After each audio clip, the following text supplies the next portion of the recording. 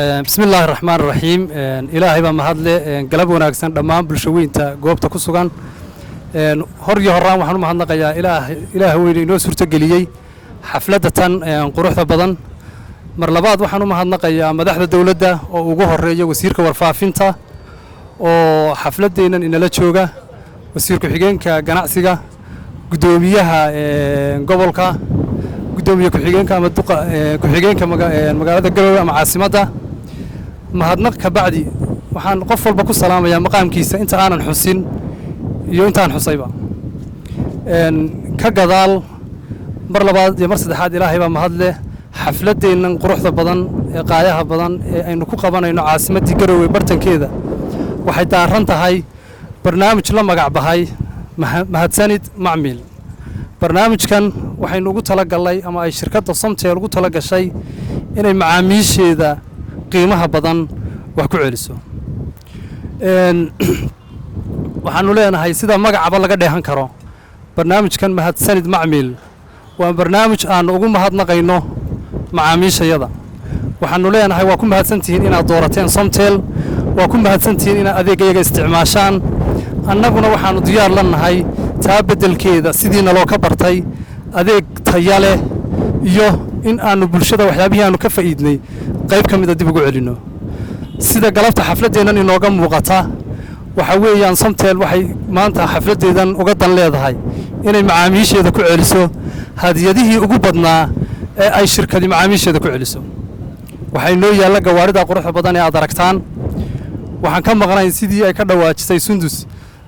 sariirihii hurdada oo waxa weeye dhalinyarada gurdoonka ay ka faa'iideysan karaan ama aqal sidoo kale waxa diyaar ah telefoonadii ugu casrisanaa oo barnaamijkan lagu bixinayo oo ah iPhone 16 Pro Max sidoo kale waxaan ka madhnayn telefoonada Samsung noocyadooda kala duwan ma soo koobi karno hadiyadaha aanu macaamiishayada qiimaha badan ugu tala galay si aan u gudoonsiino xafladda tan haddii aan si kooban u xuso Somtel waxay ku caan baxday inay macaamiisheeda wax ku celiso waxa hore u jiray oo aan soo bilownay barnaamijkii abaal wan oo ay reer Puntland oo dhami markhaanti ka ahaayeen hadiyadaha kala duwan ee lagu guuleystay waxaynu ku xigay barnaamijkii abaal laba oo isagana intaa iyo in ka badan aynu macaamiisheena ku celinay kan galabtaynu u madlanahay ama barnaamijka mahadsanid macmiil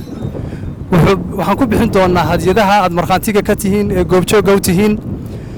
wax xujo ah kuma xidhna inaad ka mid tahay tartamayaasha ama dadka ku guuleystay hadiyadaha qiimaha badan kaliya xujada ugu horeysa waxa weeyaan inaad tahay macmiil Somtel ah waa sababta keentay inaan ku mahad celino adeegana aad naga mutaysatay qodobka labaad waxa weeyaan inaad ka mid tahay macaamiisha adeega isticmaalaya muddada abaalmarinta la sameeyo waxaan rabaa inaan halkan ka xuso dhammaan madaxdii dawladdu way maqlayaan barnaamijkan marka la bixin doono si usbuuclaa baan u bixin doonaa qof kasta oo ku guuleysanaya si live ah baan rabnaa usbuuc walba inaan u soo bandhigno guuleystayaasha wax xujo ah kuma xidhna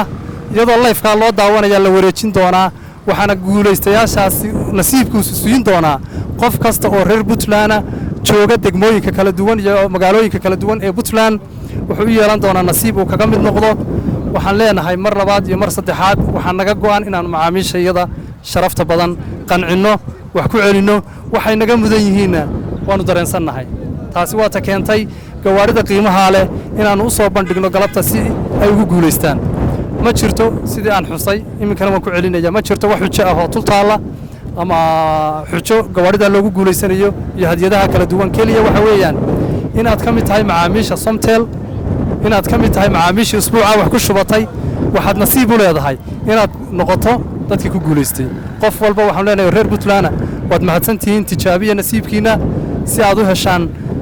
maaragtay barnaamijka qiimaha badan ee aan idinku tala galay assalaamu calaykum waraxmatullaahi wabarakaatu macaamiil u isticmaal adeegga idahab dhammaan baahiyaha ganacsiga ku iibso lacag dirid ku shuba ribaad iyo internet dhammaan wax kasta oo aad isticmaal lacageed uga baahato